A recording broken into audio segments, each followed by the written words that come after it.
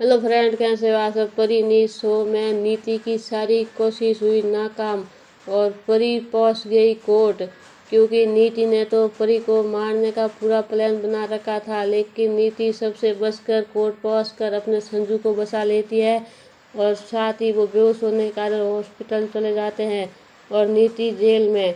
वहीं से नीति भाग जाती है और फिर दलजीत के गुंडों को हायर करती है परी और राजवीर को मारने के लिए, और वो जाते हैं हॉस्पिटल। और वहाँ पर पृथ्वी उनके आड़ा फिर जाता है और कहता है कि मेरे होते हुए तुम राजवीर और परी को कभी अलग नहीं कर सकते। इसी गुस्से में नीति पृथ्वी को गोली मार देती है और उसकी जान ले लेती है। और दूसरी तरफ परी और संजू कर रहे हैं प्यार के वादे।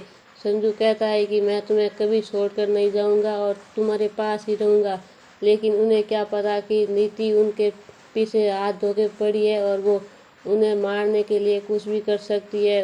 उन्होंने मारने के लिए उसने सारी हदें पार कर दी है।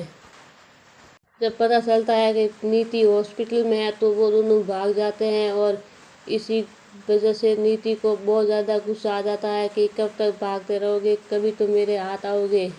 और अब कैसे दोनों बच पाएंगे परी राजवीर, क्योंकि कभी ना कभी तो नीति का सामना इन दोनों को करना ही पड़ेगा। कब तक ऐसे चुपचाप भागते रहेंगे।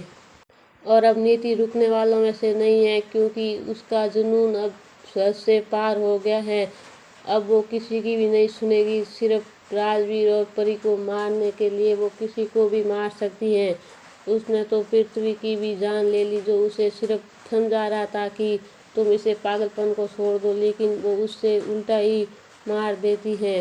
राजवीर और परी को 2 पल की खुशियाँ मिली है और साथ आए हैं, लेकिन नीति को ये सब बिल्कुल पसंद नहीं आ रहा है और इसकी जलन की वजह से वो इस दोनों की जान लेने पर तुली है।